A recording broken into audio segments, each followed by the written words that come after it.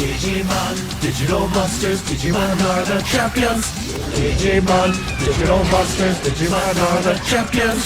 Change into digital champions to save the digital world. Oh shit, I was hoping that would fucking work, dude. Today we are talking about Digimon. Hello everybody, welcome to another episode of the Men of Zen. My name is Brent. I'm Phil. And we are an animation research podcast, and you know what we're talking about. If you're a kid of the 90s and you even uttered the words Pokemon before, Digimon was right there with it. Oh wait, are we doing...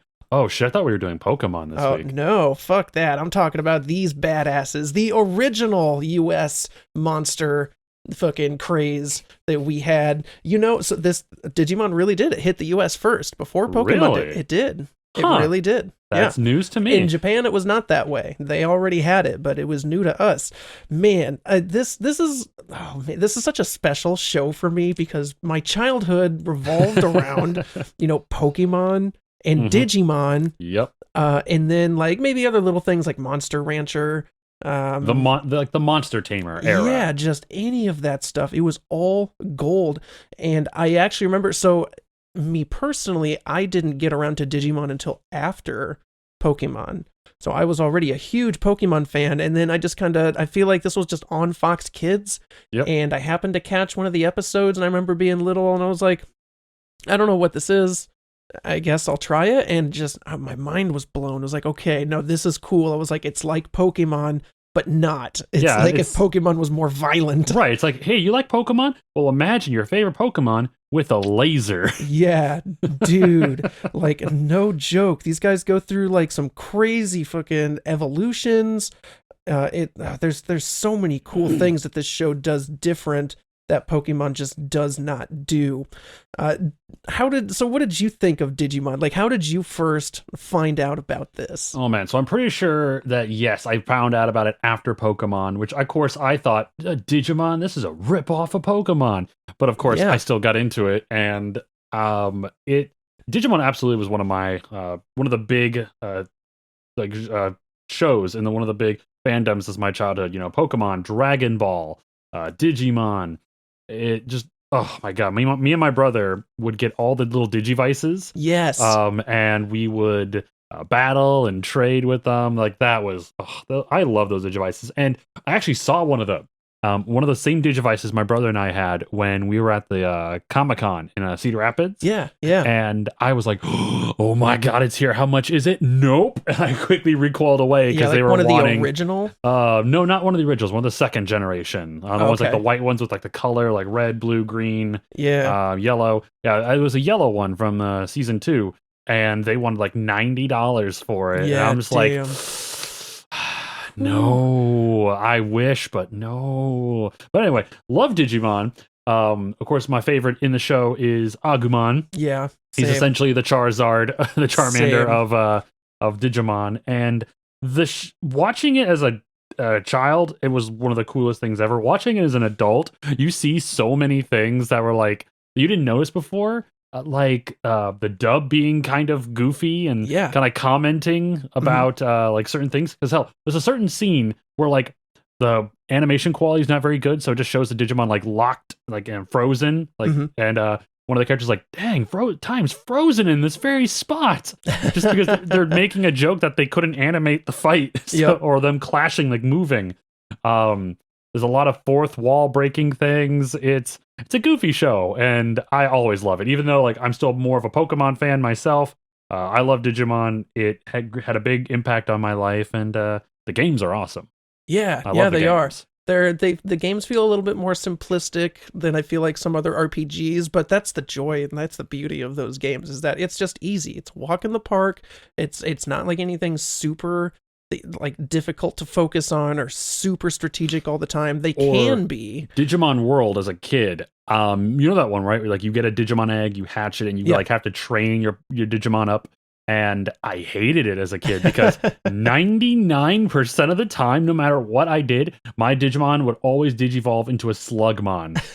And I would get so pissed, I'd start my game over again to do it again. Because I was like, you're an Agumon, turn into a Greymon, damn it! Please, for the love of God, just give me something cool. And every time it'd be another Slugmon, no matter what I did. And one time, though, I got a Miramon. Ooh. And I'm like, that's not at all what you're supposed to turn into. Wow. But I stuck with it because I'm like, better than a Slugmon. Yeah. Oh, Digimon World was fucking hard. Fucking Slugmon. Digimon Digital Monsters, originally stylized as just Digimon, which is short for Digital Monsters, or Deijitaru Mansuta, is a Japanese media franchise that encompasses virtual pet toys, anime, manga, video games, films, 2 collectible trading card games. The franchise focuses on the eponymous creatures who inhabit a digital world or a parallel universe that originated from Earth's various communication networks. Now, this is a really interesting show because, like you said, with like the fourth wall break kind of stuff, Yep. This show is meant to feel like it's happening in your world.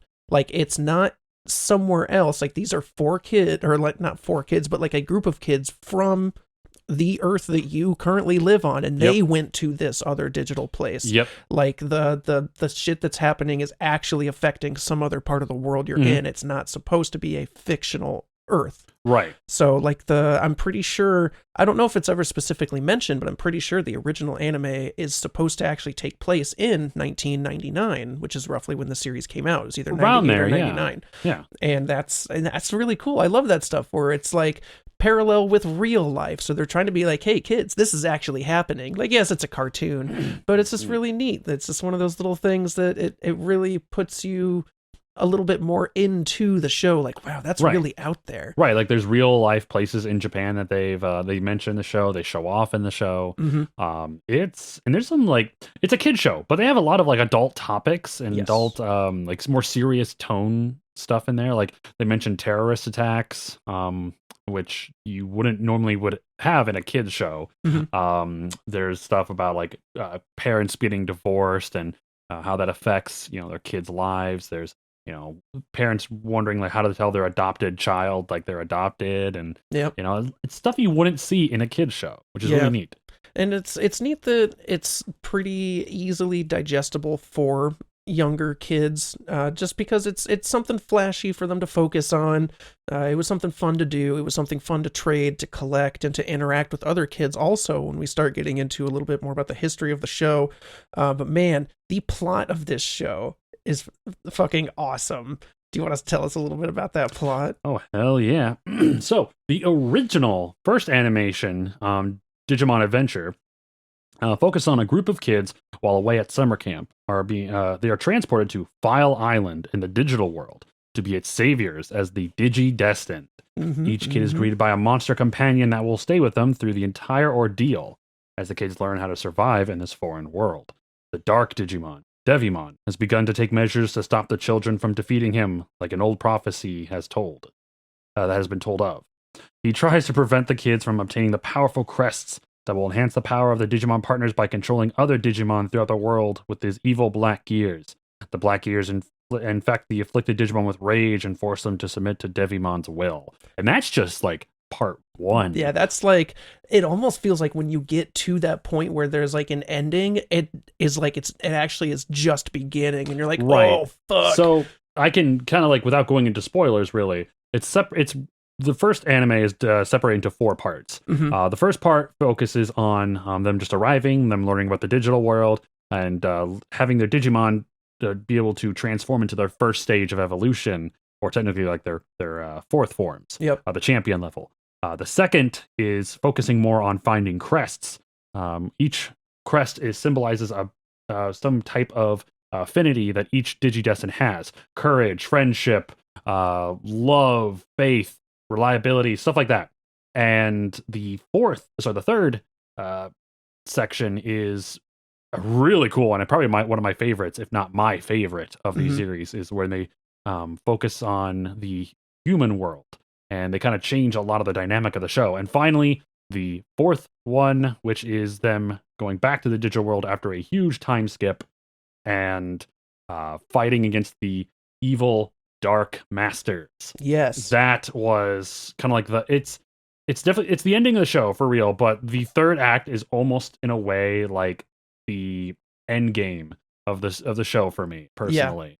All four arcs are great, but if I had to rank them personally, I think that third arc's my favorite, fourth arc's second favorite, first arc, and then second arc, then first arc. Just almost practically just reverse. And yeah. No, I totally agree, because this is one of those shows where it definitely gets better as it goes on. It ramps up to the next big thing, and it just keeps the pace going, and you never feel bored of it. They really like figure out what works and what doesn't work, and what's exciting and what, the audience wants, especially an American audience.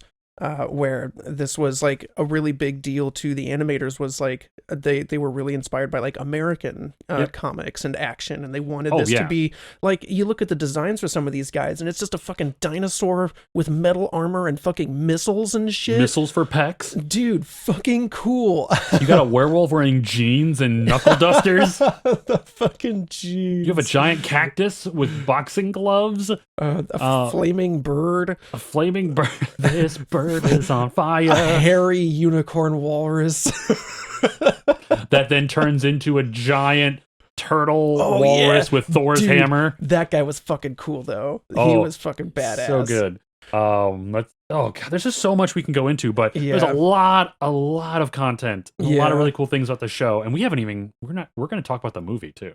Oh yeah, that movie. Oh, we totally will. It's fucking fire. It's amazing. That's still one of the best like animated things that I've seen, like for any of these like monster era anime films. It's so fucking good. Earlier today we were talking to somebody who compared the second movie to Summer Wars, and I never thought about it. And I was like, dude, he's fucking right. That is Summer Wars. It's the same thing. See, I haven't watched Summer Wars, so I don't know. It's good. It's good as fuck. Is Summer Wars Digimon, or is that a completely different anime? No, it's totally different. Okay. Totally different. It's just like the events and stuff that happen are incredibly similar, but Summer Wars has to deal more with like a hacker in cyberspace. Okay.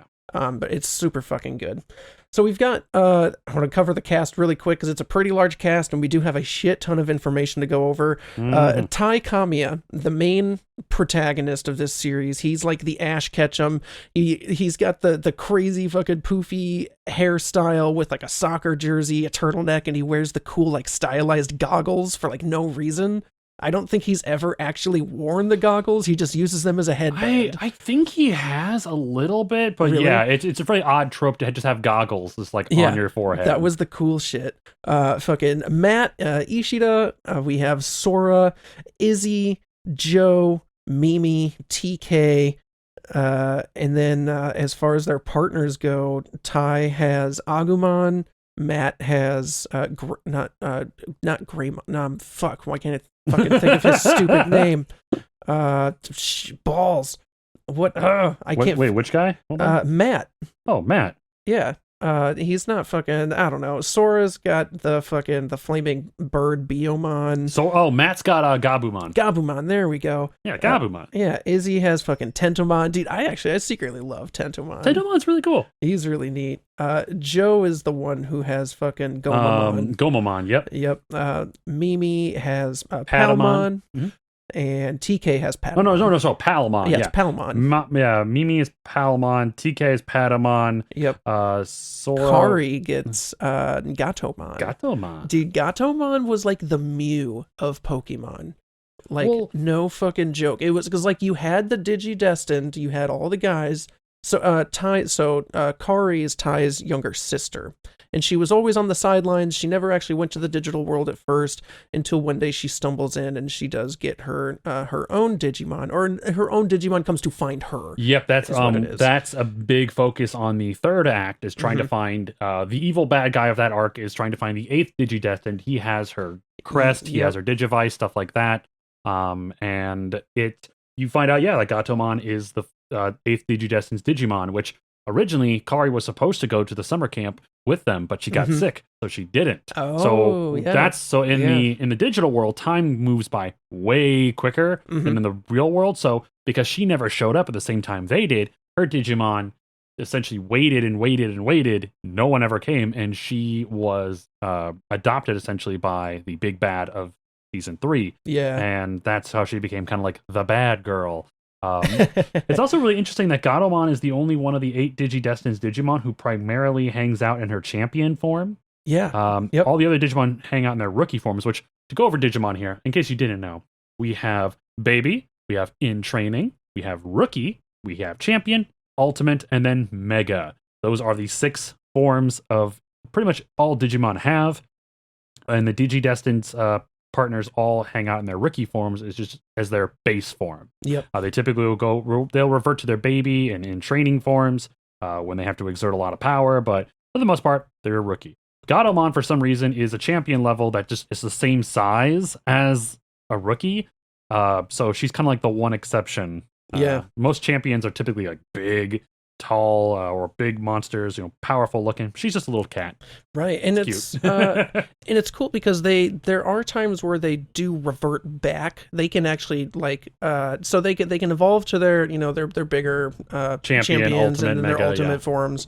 But there are times where they can actually revert back to their rookie form. But normally they stay as like Agumon, Gabumon. What is that? You said that was their champion? No, that was their rookies. That is their rookie. So then what was the pre-evolution called? Those are In Training. In Training. Yeah. Okay. Yep. Okay. In Training. Yeah. And then Baby. And then yeah, because there's and it's super crazy. Like there's times where there's something about the correlation between the not the owner, but like the companion and the Digimon, based on how the companion does, that feeds or somehow gives energy to the Digimon, which helps them stay in that form. Yep. And if the kids ever get super tired or hungry, then they themselves start losing energy. Yep. It's really interesting that they have that kind of connection. Yeah, they're linked in some way. It's really fucking cool. So, the Digimon franchise, it began as a series of virtual pets created by Wiz and Bandai, which was intended as a masculine counterpart to the more female-oriented Tamagotchi pets, and Tamagotchi is really important here. Tamagotchi was invented by Aki Maita and Akihiro Yokoi in 1996. They both won the 1997 IG Nobel Prize for Economics, dubbing them the father and mother of Tamagotchi. Tamagotchi was a keychain-sized virtual pet simulation game. The characters are colorful creatures with simple designs based on animals, objects, or people. In 2004, beginning with the Tamagotchi Plus connection, a second wave of Tamagotchi toys emerged, featuring a different graphic design by artist Jinko and gameplay which elaborated upon the first generations. However, the story behind the games remains the same. Tamagotchis are small alien species that deposited an egg on Earth to see what life was like, and it is up to the player to raise the egg into an adult creature. The creature goes through several stages of growth and will develop differently depending on the care the player provides, the better care resulting in an adult creature that is smarter, happier, and requires less attention. Gameplay can vary widely between models, and some models, such as Tamagotchi, require little to no care from the player. Unlike the Tamagotchi pets, virtually no care is required for the Tamagotchi, as there is no food, there's no sickness, there's no games or bathroom functions. The user just selects a teen character on each egg who follows a linear growth. The Tamagotchi included a fourth button on the right side of the male egg, on the left on the female. Pressing the buttons together, the two eggs can communicate and develop a relationship. As the relationship grows stronger, the characters exchange items and grow up, having offspring and becoming old before leaving back to Tamagotchi planet on a UFO. Did you ever have a Tamagotchi? I did, and I murdered millions of them. No, I'm kidding. I could never keep my guy alive. That requires too much attention. Right? I never. This is why I'm never having one. kids. This was. I specifically remember I was in 3rd grade when Tamagotchis were a really big deal, and I remember seeing them on girls' backpacks. There was 2 or 3 girls that had fucking 10 of them, and they would just be hanging from the back of their backpack, and I'm like, those are kind of cool. I kind of want one, but they have a shit ton of them. God, all those hanging corpses behind yeah, them. was like I didn't know really anything about like what it was. I just knew it was like a cool little like digital thing that you could have with you all the time as like a time waster or a distraction, and I thought that was really cool. But so the initial demand for these Tamagotchis, it was so high that there was a literal black market for the devices. Are you kidding me? No. The prices could range anywhere from 20 to 60 times the original amount. It's fucking astronomical. Paying all that money to disappoint yourself with not being able to raise a digital monster, a digital little creature. The most expensive one to ever sell was the original red and white device. It had been sold at $2,999. Good Lord. That is the most expensive Tamagotchi ever made, and it's insane. But yeah, they're like super nostalgic collectibles now. And we can actually find like Digimon Digivices like out in the wild, as they recently, like in the last couple years, re-released them in like their original model, and they were super fucking cool. I would totally buy one if I could find it. Yeah, it's super fucking rad. Tell us a little bit more about these Tamagotchis. Like I want to know more. Oh, about the Tamagotchis, you say? Oh yeah. Oh man, when releasing the Tamagotchi in Japan, Bandai initially marketed them exclusively to teenage girls. After selling more than 5 million units, Bandai and Wiz would later create a masculine counterpart to the Tamagotchi, the digital monster, which would later spawn the Digimon franchise. That's super cool. I did not realize, basically Digimon is, the creation of Digimon was a way to market Tamagotchis to boys. That's, wow. Yeah. Crazy. The digital monster introduced a new feature in which the device would interact with other Digimon by connecting the two devices together, and the monsters would battle each other. The Digimon or digital monster will be released in June 1997, and by the year 2005, there would be over 24 million units sold. There are 24 million Digimon out there. There are 24 dead Digivices somewhere around here, filling up a landfill. I'm sorry, Greymon. Patamon, forgive me. Oh, shit. Originally, the creation is credited to Akiyoshi Hongo. However, this name is actually a pseudonym that combines the names of the three most important features in the development of the Digimon franchise. Aki Maita, one of the two creators of the original Tamagotchi, Hiroshi Izawa, the creator of the first Digimon manga, and Takechi Hongo, the director of marketing for Bandai. Yeah. Interesting. So it's really cool that like you hear the name Akiyoshi Hongo like quite a bit pop up, but it's not a guy. It's a three people. Yeah, that's why I said there's not really a creator of this. It's a culmination of a bunch of different marketing scams to get boys to buy toys. Yeah, it's not really like my creation, it's our creation. Yeah, right. So there really isn't just one. Oh man, and there's so much shit that we have to talk about here. What are we at for time? We still got we're not even half an hour done yet. Yeah, well, not even close. We're pretty good. We got this. We got a time. lot to talk about. Oh shit. This movie important. Yeah, no, it's dude, this movie. There's a storm of friendship. I was just about to say that shit. So dude. I don't know why, but like when me and Brent were roommates back in the day, we were watching that movie just for shits and giggles. It was at Brian's place. Yes, it was at Brian's, our good friend Brian. We were watching the movie, and all of a sudden, a scene in the movie where like one of the main Digimon, Vmon, digivolves into Raydramon, and he just says, "Raydramon, a storm of friendship." And for some reason, you and I just burst out laughing. That was, I don't know. What does a storm of friendship look like? God, that's so anime. That's so meta anime. There's a storm of friendship coming your way. Man, the movie is one of those ones that has this amazing art style to it compared to the TV show. I loved this. It was more loose. It was almost more in line of like the Sakuga stuff that you see in like the high-end Naruto fight scenes. Yeah. A lot of it was like that. It was like high budget, really crisp. It looked beautiful. So the thing about this movie is we got the dub version in America. Mm-hmm. and they were making a big deal out of it. There was a lot of like kid shows around that time that were even like marketing the Digimon movie to their audiences. Like, you know, I can't remember what it was called, but this one show in particular about this girl, like all the characters looked like they were cutouts of paper. Angela Anaconda. Yes. That was a huge one. In fact, when you watch the movie, I have the DVD still. Yeah. That's the first thing that shows us is like her super excited to watch the Digimon movie with her friends. She's dressed up as Tai. Yep. And she has to find a way to get in there and get like good seats to watch the movie. And it's super funny how like how they marketed this movie to kids. But the really cool thing about this movie is because America doesn't do things the same way that Japan does things when it comes to their movies and shows. We in America got a dub movie, which was like actually the combination of 3 different Japanese films. Yeah, that's right. It was completely shortened.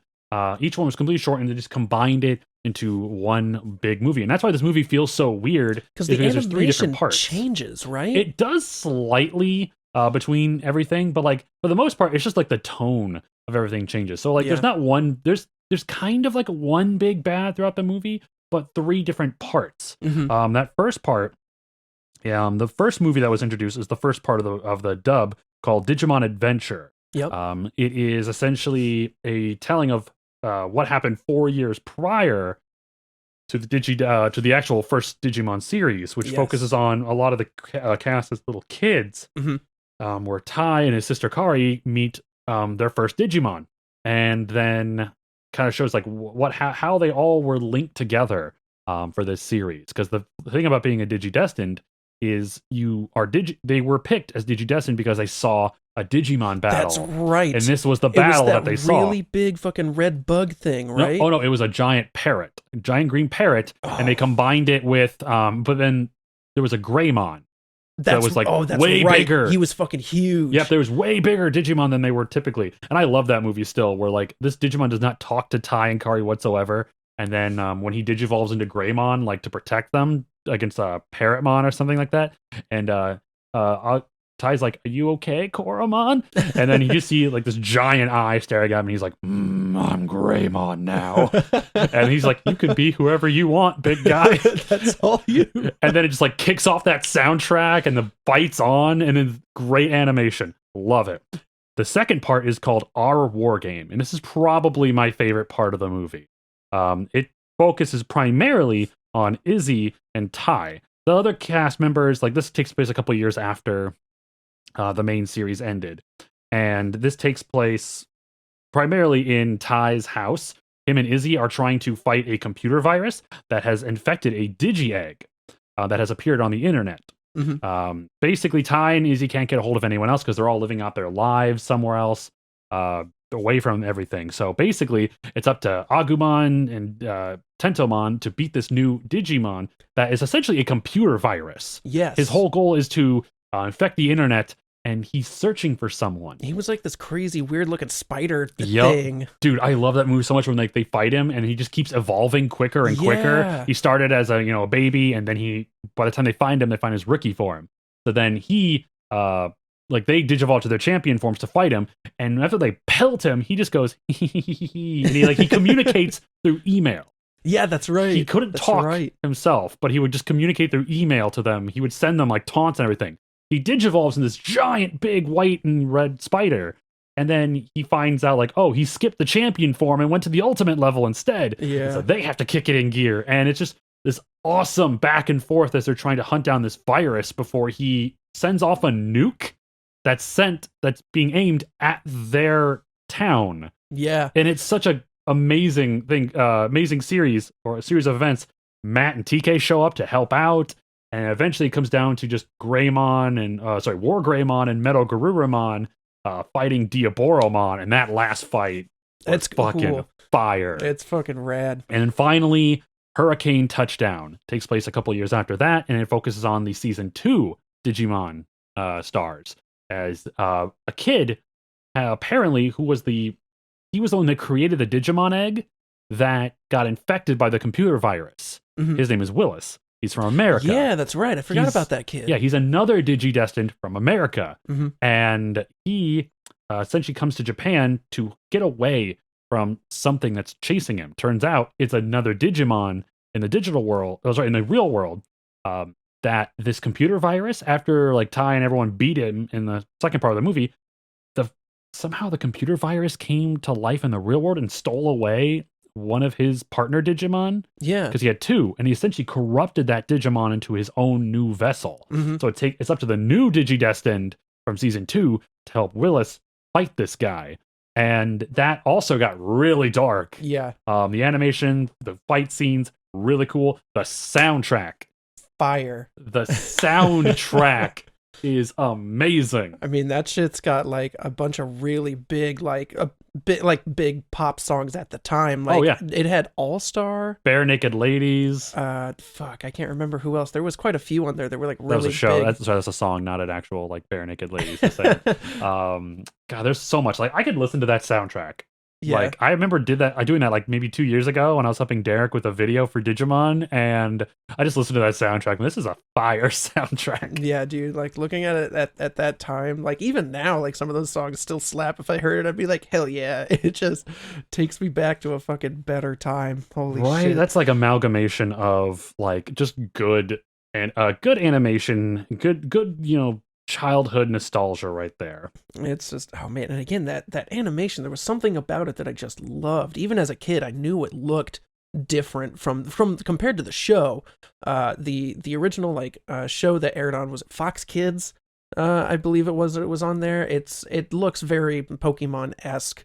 Where it's just really bright. Looks, I'm not sure. I don't think it was hand drawn. I'm pretty sure that was still computer done at that time. But everything still looked really crisp and nice, and it was a great show. But man, it's just the movie was something else. I'll still go back and watch that movie occasionally, like once a year, maybe every other year. So fun fact, this movie has not seen a single re-release since the original DVD from Fox. Yeah. The one that I have up there, that's it. They've Yeah. never re-released it. They've never put it out there for people to stream, apparently. The only way to get it is to find a copy of that DVD.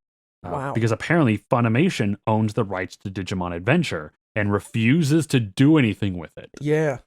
They won't re-release the series. They won't sell it to somebody else. They just want to keep it for themselves. And apparently, originally, they only wanted to incorporate the first 2 movies into the American dub one. Oh, really? Yep. Then they wanted to keep the second part, like the third part, the one with the second group of Digidestined. Yeah. They wanted to keep that as a separate thing and re-release it later. Yeah. But they basically didn't think that just the 2 movies was enough. Right. So they decided to cram in that third one and kind of make it like a long overarching story. Mm-hmm. And to an extent, it does. Yeah. It does focus on like the same entity throughout the entire series. And then there's also a sequel movie, which he once again comes back, and he fights in the real world, which is super cool. It's super dark. Yeah. I don't think they actually released a dub for it though. I think it's only subbed. I feel like good. that's why I swear I've only seen it the one time. I know I've seen it, but it's just been a super long time. Mm-hmm. Oh shit. Well, hey, I think we're going to take a really quick break here, listen to a couple of our ads, and then we will be right back with more of the plot and shit about the original Digimon series in America here. So yeah, let's fucking get it. Take a minute here, grab something to drink. We'll be right back.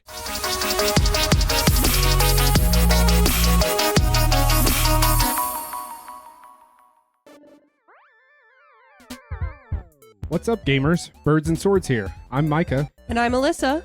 As part of the Barn Media Group, we bring you anything and everything from the world of video games. Are we experts? No. But do we play a lot of video games? Hell yeah, we do. So come check out our gaming podcast, Birds and Swords, for insight, opinions, top lists, and all the fun that comes with talking about games. Come laugh with us. Or at us. So bring your bird and your sword. Because it's Birds and Swords.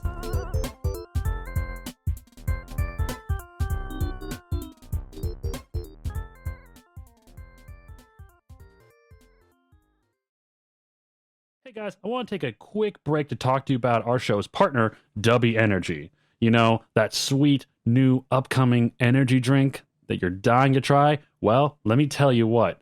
We got the goods. We got the hookup for you. Did you know that W was formulated to give you the focus and energy you need with no jitters or crash? Their patented formula contains vitamins, amino acids, and neurotropics, including the patented neurofactor. W also contains no calories, no sugar, no maltodextrin, no filters, and no artificial colors. And with our discount code, Men of Zen at checkout, you get 10% off your entire order. Check out some of their new flavors like Big Energy Tears, or the Dragonade Energy Drink, or Dub Sludge. They got some apparel, they got some shaker cups, they got it all. So check out w.gg, use our discount code Men of Zen for 10% off your order. Back to the show. All right, guys. So we've got a ton of amazing information to go into here with the rest of this Digimon shit. It's super fucking good. I'm so excited. You ready for this? I'm fucking ready. Let's go. Hell yeah. So Digimon first appeared actually in narrative form. It was in a one-shot manga, and it was called Come On Digimon. It was released in the summer of 1997. Now, Come On Digimon is what spawned the popular Digimon Adventure V-Tamer 01 manga, which was written by Hiroshi Izawa. That began serialization on November 21st in 1998. Come On Digimon, the capering monster. I'm not sure if it's like Bun, B-U-N. I'm not sure if it was an acronym. I couldn't find out. So Come On Digimon, the capering monster. I'm just going to say Boon, featured battles between more or less holographic Digimon. However, this manga was published as a special in Volume 2 of Digimon Adventure V-Tamer 01, where an omaki page by the author explained that the hero of this manga, name is Kentaro Kamon, was the source and inspiration for the design of the character of Tai Kamiya, the protagonist of V-Tamer 01. The original design for Koromon was actually more like if Koromon had a body, arms, and legs. I don't like that. It freaked me the fuck out. You just saying that makes me uncomfortable. Because Koromon, if we didn't talk about this, he's just a weird little pink blob with kind of rabbit ears. Yeah. And big eyes. He's just a head. He's just a blob. But seeing that weird blob on like a body, and it had more of like a face. It was creepy, man. Don't like it. I'm out. I couldn't do it. This is fucking weird, man. But so Come On Digimon. In this, Digimon are battle monsters that are raised inside of small computers called docks. Makoto Abe is one of the best battlers in class who has a Greymon, which he calls Hard Armor 3. But he grows interested when he realizes that Kentaro Kamon does not own one of these docks. So he offers one, which leads to Kentaro's harsh response, and the two have an argument about pets and death. So it sounded like Kentaro is like really against these Digimon things, even though it's just a digital holographic thing. He somehow correlates it to real death, which is honestly, that's kind of like a weird thing, like how Yu-Gi-Oh started, where it was really fucking dark, like killing people, sending them to the Shadow Realm, and they don't talk about like Yu-Gi-Oh! Zero. Yeah, no, any of the stuff. But and that's kind of like what this is. It seemed like it might have had like an actual like life and death scenario that was a little bit darker. So Makoto then hears rumors of Kentaro's hatred of animals, but cannot believe them. So he follows Kentaro after school. Kentaro discovers an abandoned dock in the trash, and Makoto invites Kentaro to his place where he has a 3D virtual monitor that can display a hologram of a Digimon. The Digimon ends up coming to like Kentaro, so Makoto declares that the Digimon now belongs to him. And he almost like forces it upon him, like he finds this thing, and he's like, okay, well, it's yours to take care of now. And that's like it's such a strange beginning for... I'd almost watch that, like if it was an anime. Yeah, it'd be really interesting, right? But yeah, no, this was only a really short one shot back in like, I think it was like a V-Jump in like a shonen issue. It was fucking really fucking small. I could find images of the comic, but I couldn't actually, or of the manga, but I couldn't actually find anything else about it. Like there's a few images out there, and that's really about it. Interesting. Yeah, right? Well, we did talk about how Digimon spawned a lot of different fighting, a lot of different games in general. Yes. But in February 1998, the Digimon fighting game, compatible with Windows 95, oh boy, and developed by Rapture Technologies Incorporated, was announced. This first Digimon Digital Monsters game was released in 1999 on the PlayStation, and then years later on the PC in 2002. There have been many other titles released throughout the years, most of which were Japanese exclusive titles. Some of these titles include Pocket Digimon World, Digimon World 2, 3, and 4. Slugmon. Digimon World Dawn and Dusk. I heard those are really solid. And the two latest releases going back to 2016 are Digimon Story Cyber Sleuth and Digimon Story Cyber Sleuth Hacker's Memory, which are great games. Yes. I think those are some of my favorite Digimon games ever. It essentially allows you to build up a party. Super cool. There was a release of a new Digimon game last year, Digimon Survive, which I was super excited for because that was a it was a tactics-based game, and I was super excited for it. Only to find out that the game is like 80% visual novel and 20% tactics game. Oh no! And there's no option for dub voices, which I mean, I know I'm not a purist, but like I like to listen. If I'm gonna have to listen to a lot of story and essentially read a novel, I would like the actors. I would like them to at least give me the opportunity to hear it in my own language. Yeah. That there was only option for sub, so I fell asleep a couple times trying to play this game because it was a lot of click, click, click, click, click, just going through a bunch of text. Yeah. The story was super dark, though. I gave up on it, but I watched a video about what happens in the game. Incredibly dark. Like, if this game had been not a visual novel and something more aligned to the Cyber Sleuth games, would have been amazing. Yeah. Absolutely. But they fucked it up by putting it into a visual novel. No disrespect to anybody that likes visual novels. There's not my thing. Yeah, I remember Brian was super fucking into the fucking Digimon Story Cyber Sleuth. Like, he had fucking team combinations that would like, because there was like online battles and stuff that you could do. And I remember he showed me some of his stuff, and he's like, "Dude, I broke the game again. If you just do this and this, and you have a party like this, that's oh my god, dude. That guy, like, the moment you tell him anything, he's like, yep, I know exactly how to fucking just make it so that it's not fun for anyone else anymore." No. No. It was so good. Oh man, a second generation of virtual pets was marketed 6 months after the launch of the first, followed by a third in 1998. So they were just coming out with these left and right. Oh, they were hammering them out like Pokemon was. They had to beat them to the punch. Oh yeah. Each player starts with a baby-level digital creature that has a limited number of attacks and transformations. And to make the creature stronger, by training and nourishing the creature, when the player is successful in a workout, the Digimon becomes strong. When the player fails, the Digimon becomes weak. That's, oh my god, Slugmon. Or whatever that thing is called. Two Digivices can be connected, allowing two players to battle with their respective creatures. An innovation at the time, however, the battle is only possible from the moment the creature is in the child level or bigger. Of course, you can't have babies throwing at each other, throwing hands. Fucking place your bets, ladies and gentlemen. Which toddler's gonna win? First baby to draw blood. That's not fair. That baby has a knife. That baby's got a cannon. Bitches love cannons. Playgrounds and subways were where the majority of users in the apparatus were concentrated. The virtual pet was banned in some Asian schools by being considered by parents and teachers as very noisy and violent. The first Digimon were created by Japanese designer Kenji Watanabe, influenced by American comics. I did read about this actually, which were beginning to gain popularity in Japan, and as such began to make his characters look stronger and cool. Other types of Digimon, which until the year 2000 totaled 279, came from extensive discussions and collaborations between the Bandai company members.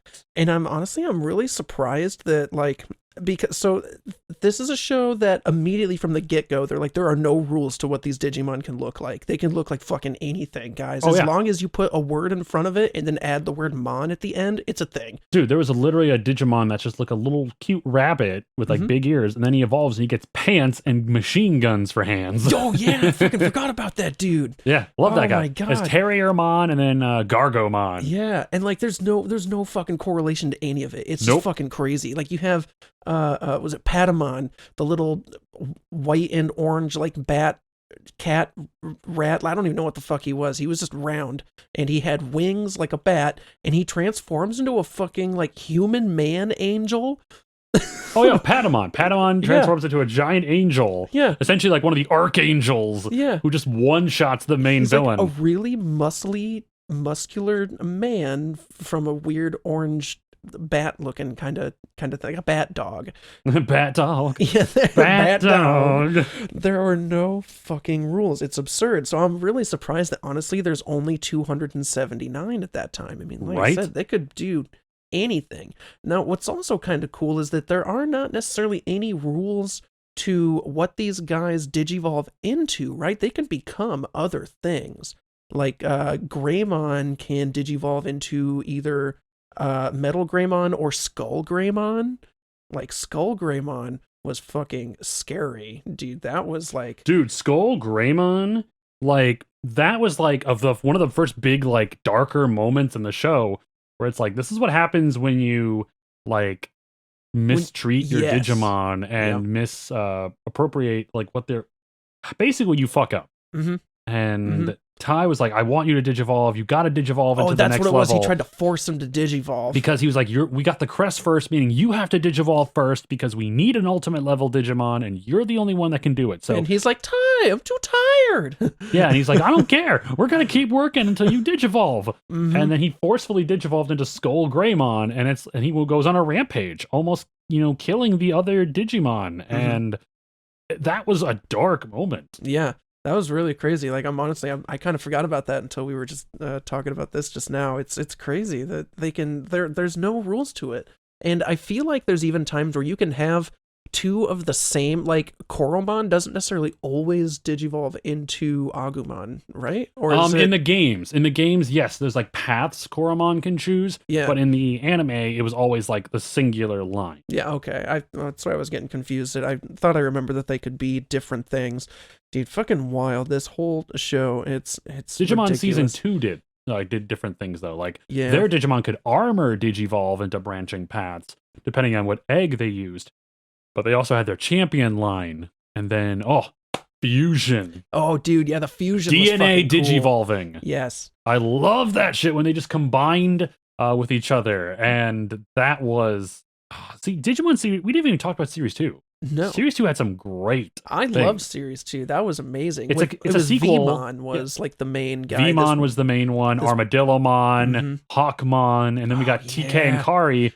From the first season came back because it was a sequel series. They were like the experienced people who were like, all right, you guys are the new Digidestined and we're here to like show you how it's done. Like we're here to guide you. Because they're all the same age too. Yeah. Because TK and Kari were younger. And this guy, like they did so many cool things. The armor digivolving, they found eggs based off the crests. That's right. So based off the crests of the previous Digidestined. And each new Digidestined got 2 eggs, so they could branch off. Like Vmon got Flamedramon and Raydramon based off of TK, and that's not a TK, based off Ty and Matt's crests. Flamedramon was fucking badass. He was if Mega Man was also like kind of a blue dinosaur. Pretty much. And then you have Then you have Golden Armor digivolving. Yes. That was sick. That's what's on the cover of the movie, right? Yes. Yep, where they basically have to, for some reason, they unlock the golden eggs through like some bullshit like MacGuffin, and then they digivolved, and Magnamon, Rapidmon. It was such good stuff. Like we could go on for hours. Oh, dude, talking about this show. There's so fucking many good things about it, and I loved this show. War Greymon. Yes. That's it. When they came up with Black War Greymon in season 2, where you saw him and you're like, wait a minute, that's War Greymon, but he was completely black. And he was a monster. Like, he overpowered all the new Digidestined, who at that point had been like kicking ass. They hadn't found anybody that could compete with them. And then this new guy shows up, and of course they don't have access to Mega Digivolving. So this being their first Mega Evolution opponent, he just wrecked them. They threw everything at this guy, and he's like, nah, I can destroy you at any time I want. Man. And then you had the fight between him and the original War Greymon. Like they fought together, against each other. That was sick. Yeah, and again, it just goes to show that like this is the show that got their fucking kids' dopamine up to like a 1,000,000%, because again, there were no rules. Right. They could do whatever they want. Pokemon was more okay. You have fucking Charmander, Charmeleon, Charizard. That's it. Yep. No, nothing like shocking, nothing crazy. I mean, later, they do come out with like got mega evolutions. Yeah, later they do like pump them up a little bit. But this was one where like in the middle of an episode without ever seeing anything, like you'd never see it coming, and then he just goes from Metal Greymon to War Greymon, and you go, what the fuck is that? He's my new favorite, Right. and you're fucking pumped. And then you have Black War Greymon, and you're like, no shit, he's my new favorite, he's fucking awesome. And then like the next day kids are talking about it. Like this was like the equivalent of like the Walking Dead phenomenon, but for kids, when everyone the next day is talking about that shit, no one would shut up. Everyone's, did you see the new episode this weekend? Because like, dude, Saturday morning cartoons. Is there a scene that you can think of throughout the entirety of like the Digimon series that you've seen that really like sticks out and gives you like, that's a fucking badass moment? Like, for example, in the movie where they get their shit handed to them by Diaboromon for a while, and they're like completely messed up, like their armor's broken, they're like, they look like they're passed out. And they're like, Diaboromon's like activating this code, but he's multiplying. We have to kill the original, or else the codes, or else the missile will hit. Sorry, I'm getting super like into this. And War Greymon's like, no, don't worry, I'll find the original. And he's like getting back up. You know he's beat. Metal Garurumon's like, I'll help you. And they're both getting up there like, we have to do this. There's no other way to do this. But yet, this new mega level threat is multiplying. Every second he doubles and doubles and doubles. And they get to this room and it's just entirely filled with them. There's thousands of copies crawling on the walls and skittering. Yes, I remember this. And while they're going there, like it shows the montage of them flying through like the internet. And you just see like Greymon's looking down. You don't see his pupils at all. His eyes are just black. You see the look and determination in Metal Garurumon's eyes as he's running through the internet. The soundtrack's playing. Matt and Ty are on the keyboards like, guys, come on, you've got this. And TK looks at Matt, he's like, you think they're gonna make it? And Matt's just like, I don't know, but they're gonna try. And that just gives me goosebumps. I got goosebumps right now thinking about that scene. And the entire time, like people are messaging them and trying to support them, saying, you guys got this. But the more emails they get, the slower War Greymon and Metal Garurumon become, because bandwidth, which is a hilarious thing. Kids in this day and age would not be able to understand that concept in this movie because they're like, the fuck does the internet connection have to do with the phone line?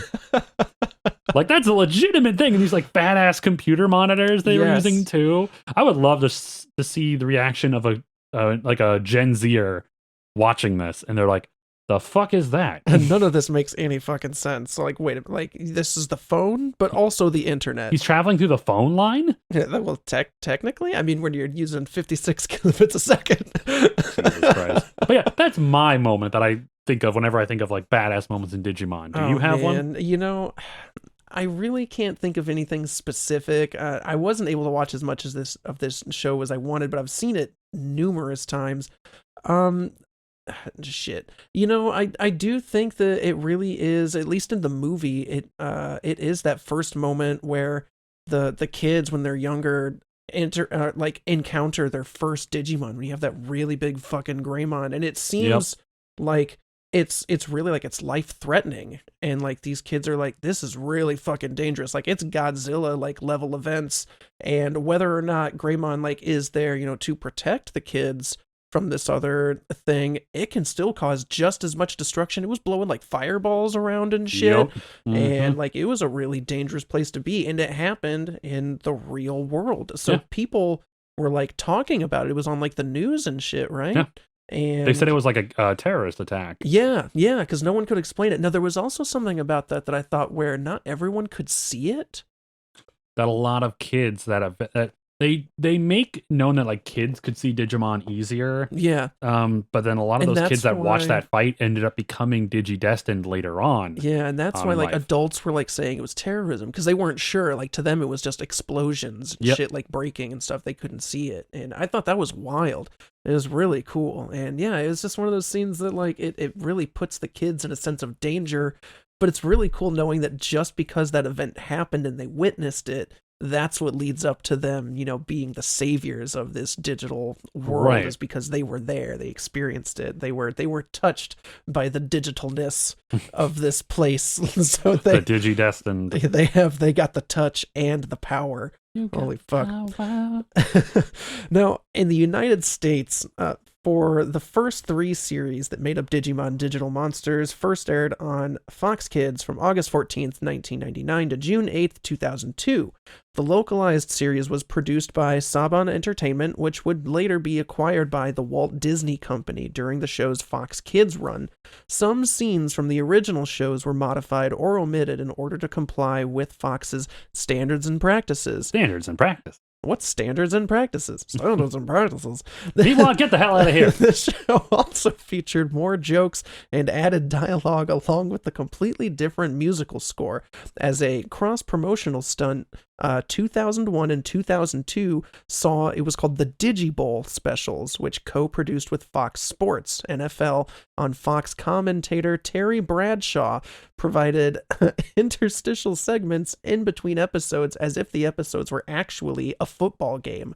Like, Yep. this was cool. It, like, I totally remember some of this shit because, like, it was hype as a kid when, like, the only source of information you really had on, you know, on the weekends, you don't have school, or maybe there wasn't really a shit ton on summer break besides reruns. Yeah. But, like, on that Saturday morning and you wake up and Digimon is just, it's everywhere. It was on everything. Mhm. And it was cool to be like, hey, that's my, like, Mom, Dad, that's my show. That's what I fucking watch.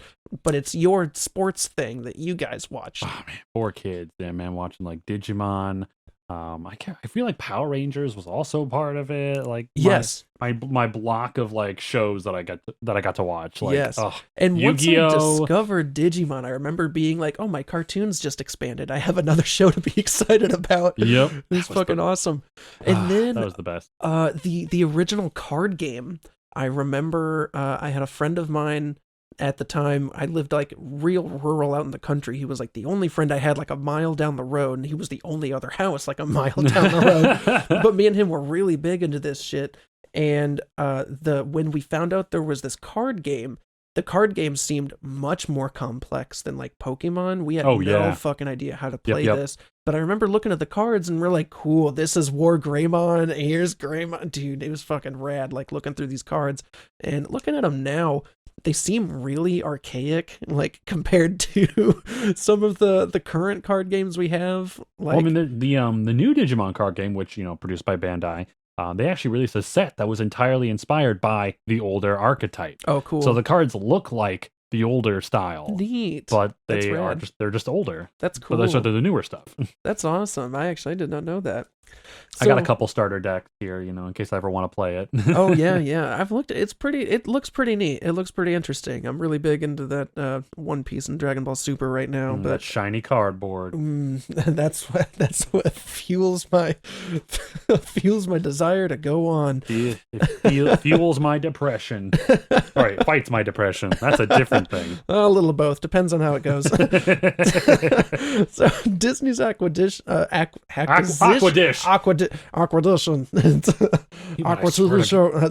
Disney's acquisition of Saban would result in Digimon airing on Disney's TV networks and programming blocks. Reruns of the show began airing on the cable network ABC Family on March 4th, 2002, while the fourth series, Digimon Frontier, premiered on UPN's Disney's 1-2 block. UPN aired the series until late August 2003, when they severed their ties to Disney. Frontier would also air in reruns on ABC Family and on Toon Disney under the Jetix branding, an English version of Digimon Data Squad produced by Studiopolis, premiered October 1st, 2007 on Toon Disney, and it was around this time the remaining Digimon Adventures 2 movie, both Tamers movies and the Frontier movie, would also be dubbed and aired on Toon Disney in the US, with most actors from the TV series reprising their roles. The Data Squad Savers movie, however, was not a North American localized English dub produced. In September 2012, Saban Brands, a successor to Saban Entertainment, announced it had acquired the Digimon anime franchise. Saban announced that they would be producing an English dub for Digimon. I think it's Xros. Is it like Zeros? It's XROS. I don't know. I never. Cross. Oh, maybe it's I think Digimon it's Cross. That could be. I think it's Cross. That sounds right. Yeah, Digimon Cross Wars. That makes way more sense. Retitled Digimon Fusion for broadcast on Nickelodeon in the United States, starting September 7th in 2013. Saban Capital Group would later sell most of the Saban brand's entertainment properties to Hasbro in 2018 and shutter the division in July of that year. Now, a couple things that I really wanted to get to when you were talking a little bit earlier about some of the show.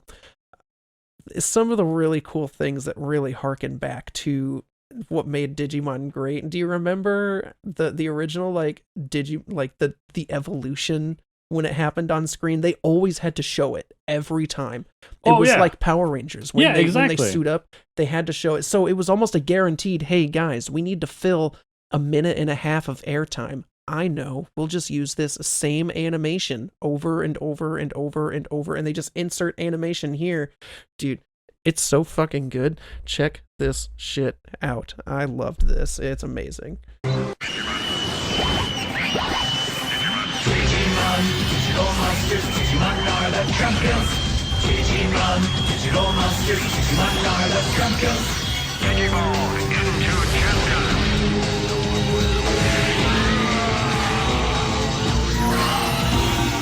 Agumon, Digivolve,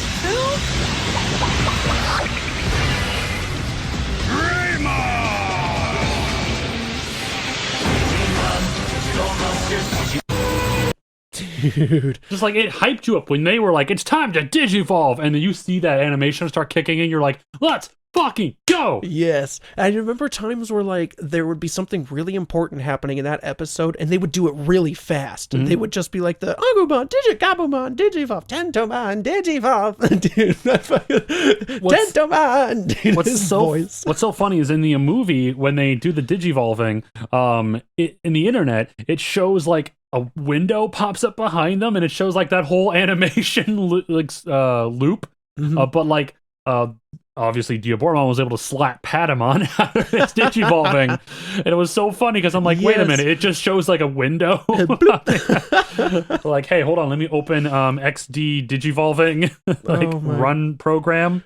Dude, I totally forgot about that. That was a super hilarious moment when they ended up doing that. Kind of like how in most anime tropes, like whenever a character is powering up or like they're transforming, they go through this montage, like they're still out there. They're still watching this. And like it's this unspoken rule that, nope, gotta let them finish. Gotta let them transform. Gotta let them put on their outfit or power up. I gotta do that. I gotta let it go. That's the anime way. Did you ever hear the Japanese intro? The Japanese, yes. Yeah, and it's crazy. It's actually like a lot of people say it's one of the best anime intros in that time frame. Like, you know, honestly, I agree, but man, it sets a totally different tone. Like this makes it feel like our version was like super rock, fucking cool, badass, and theirs was like, this is a great like time for friends and like hanging out, and this is about to be a good time. Listen to this. Oh yes, do it.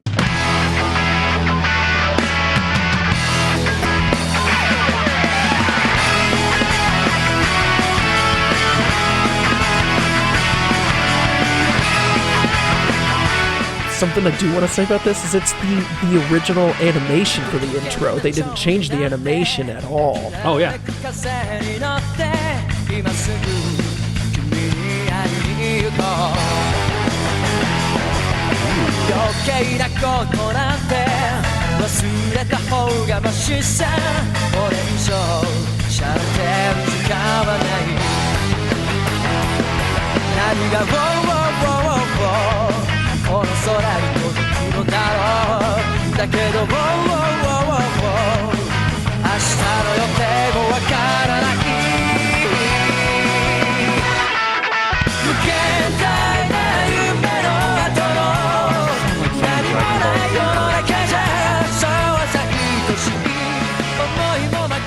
It's that Bandai thing, man.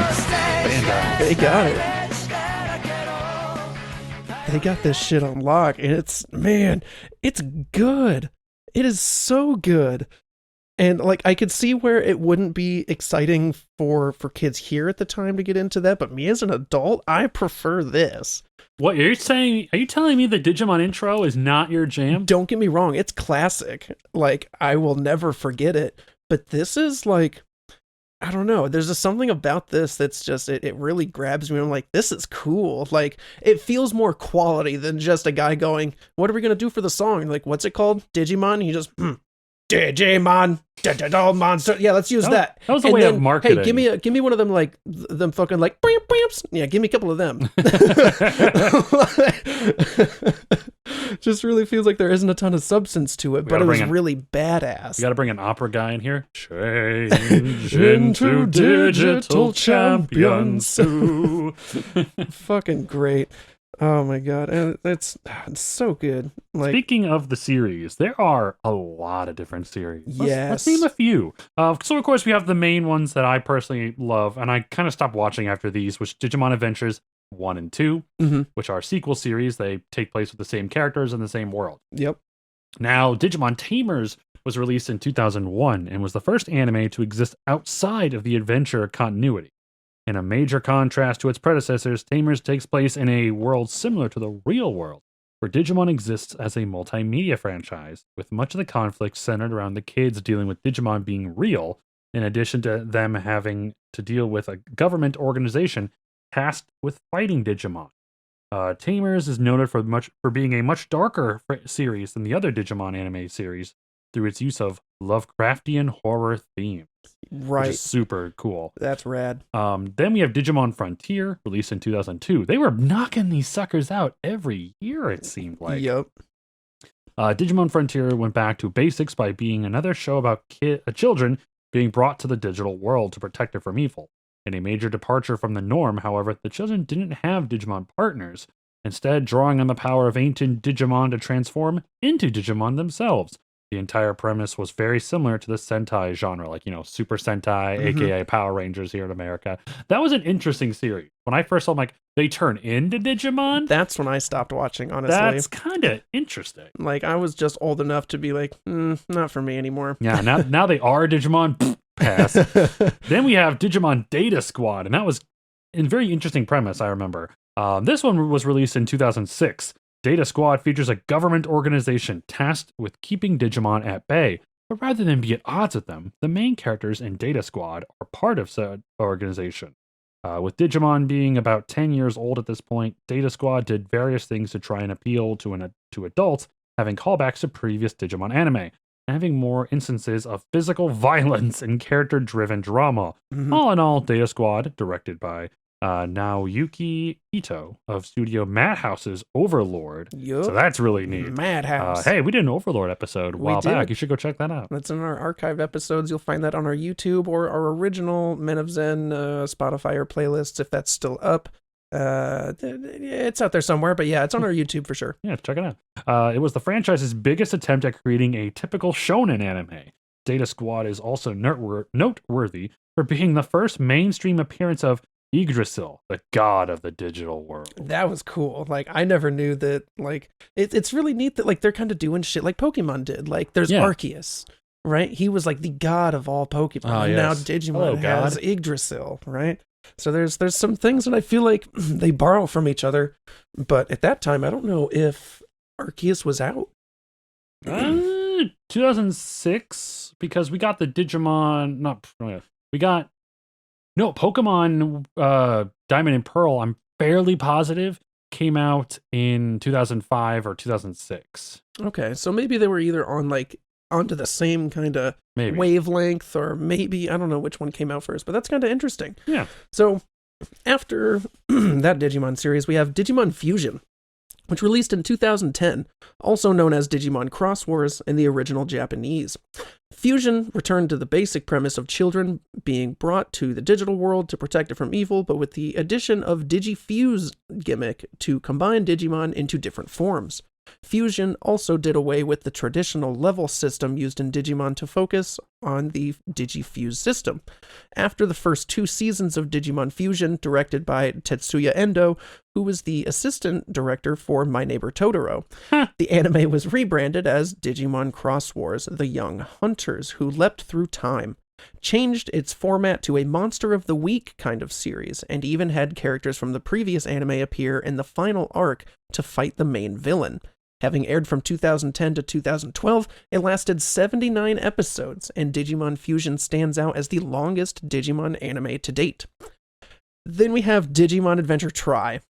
These are like the series of really fucking cool movies. I loved these. In celebration of Digimon Adventure's 15th anniversary, a 6-part movie sequel ran from 2015 to 2018 called Digimon Adventure Tri.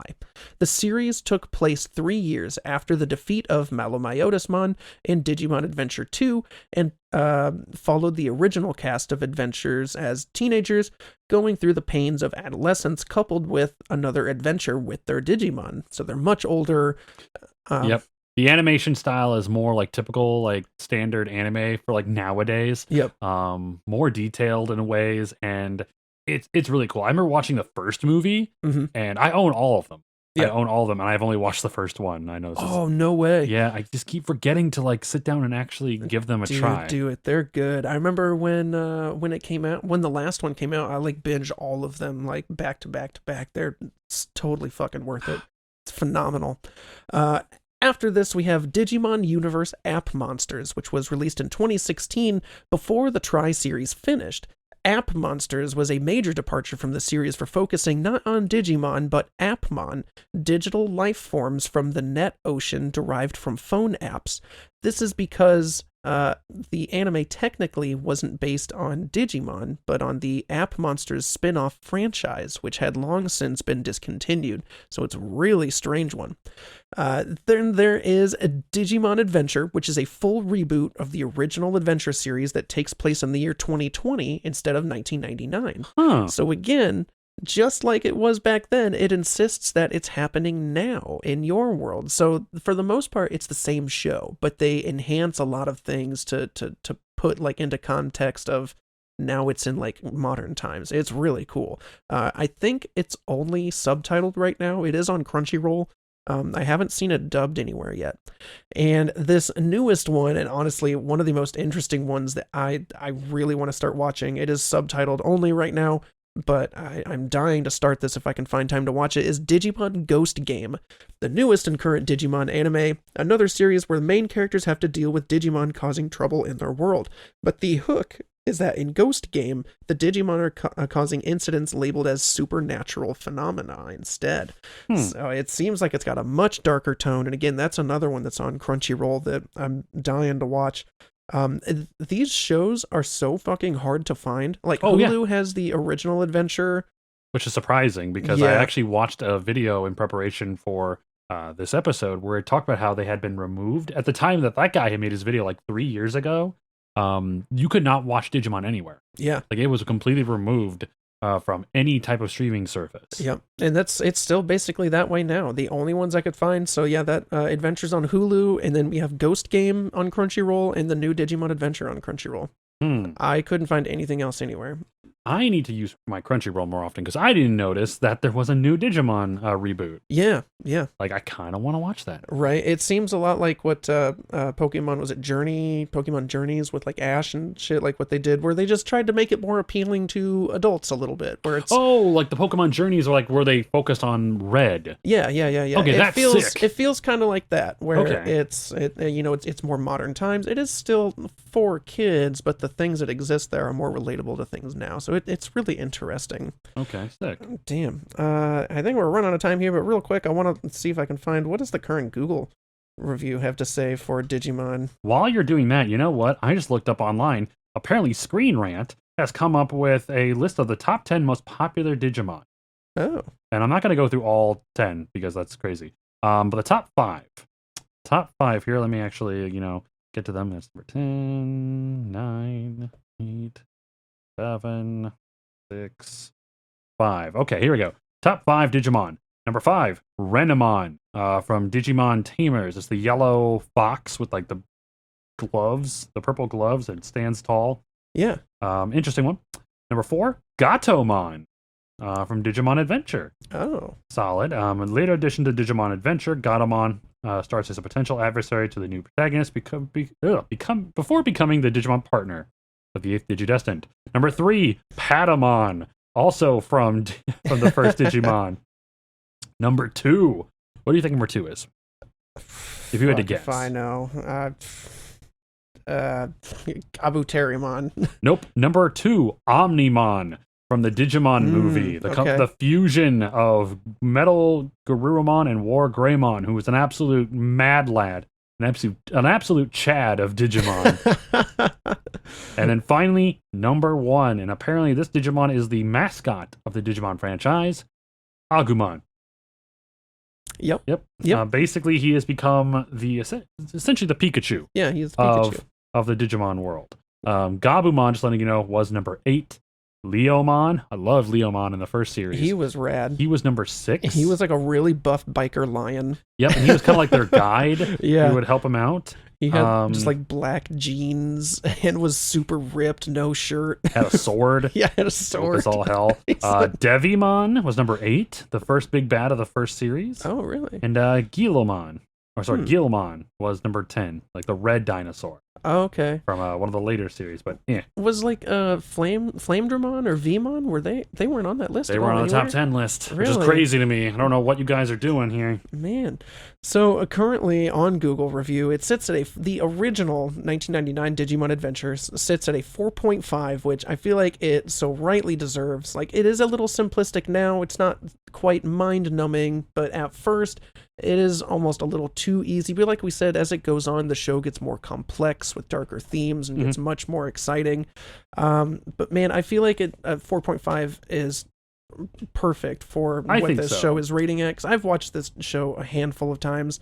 I think the last time I really watched it was like maybe last year, but every now and then I just get this hankering from like, I need something old, but not necessarily Pokemon, because Pokemon's too big. There's too much. Where Digimon is segmented, you can be like, I want to watch this season or this series, and then it ends, and when it ends, you're done. Yeah. Pokemon never really does that. It's just one really long fucking season with 1 million episodes. The last episode with Ash is actually airing this week. Yep. Yeah, I saw that. The final one. That's crazy. You know, it's an end of an era. Oh man, it's fucking rad. Well, I've got a really decent 5-star review here from Rainorus Alva. It says, back when this anime aired in my country, I was still like 5 or 6 years old at the time, I just thought how cool they are. But as I was growing up, I start to realize there's so much more than just being cool. This anime gradually teaches me about life, starting from courage, friendship, responsibility, love, sincerity, knowledge, hope, and kindness. It told me about all of it in a way that a kid would understand. It's even inspired me to learn about all of the technological things. Back then, I didn't even have my own personal computer, let alone the internet. And now, I've become an IT consultant. Yet Digimon has done a lot for me. Aww. Now 2020 Digimon Adventure has been remade. I don't think it's quite bad, even though some part of me still feels a little sad because it didn't continue from like the original. But I do also like that kids nowadays could get inspired by it too and make a new, brighter future. I believe there are no bad people who love Digimon. Thank you for all the lessons. Signing out. That's really cool. That was a really great one, and he's totally right. Oh man. Well, hey, I know we're running super short on time here. Do you have anything else you want to add to Digimon quick before we go? You know what? Like I said earlier, I'm not having kids, but when I get when I have a niece or nephew, I absolutely would love to show them, like, have them sit down and watch some old school Digimon with me. Dude, yeah. And that would be really cool. I'm going to show them Pokemon. I'm going to show them all the shows I love growing up. And if my brother's listening to this, yes, it will happen. Just, you should do it first before I do. If you don't, I'm going to tell them that Agumon's the best. Charmander's the best. Yep. Look what I got for his first birthday. Be like, wow, what is that? Digimon Season 1 on DVD? You like, think they still make that? Don't make that shit. It's burned. He ain't gonna know. What's super funny actually is my brother and I, obviously love Digimon, love Pokemon. We've had a theme. In Pokemon, I love Charmander. In Digimon, I love Agumon. Both orange, big lizard, Pokemon. Goku in Pokemon. Hey, go! Oh my God, Goku. And then for my brother's case, he loves Squirtle, and in Digimon, he loved Gabumon. Oh, okay. Blue. Yeah. And then Vegeta. And Vegeta. Blue. God, I just realized. Oh my God, there's so many of those. Naruto, orange. Sasuke, blue. Yeah, well, I guess more purple for Sasuke. Well, in the first series, he was blue. Was he wore he? blue clothing. Oh yeah, no, you're right. You're so, right. like this weird thing of blue and orange. Yeah, no, you're right. Weird. What the fuck is up with that? Kind of to keep thinking about that. What other like blue and orange like rivalries do we know of? Oh, I don't fucking know. I'm sure there's more out there, but those are the main ones that immediately come off the top of my head. Well, hey, shit. I want to thank everybody for listening. You Hell can yeah. check us out more on the Barn Media, on any of their pages on both YouTube and any one of their streaming apps, as we are streaming everywhere. If you like what we do, please like, share, and subscribe. Leave a comment, reach out to us on social media. Anything you do will absolutely help us out to become a little bit more visible so we can reach more people. So if you could, tell a friend to tell two friends, and then that friend to tell two friends and two friends and two friends. Like, heck, we got Patreon. Yeah. You can check out some more episodes that Yeah, are not on the Barn Media. /the Men of Zen. You can check us out on there. We got a handful of decent episodes.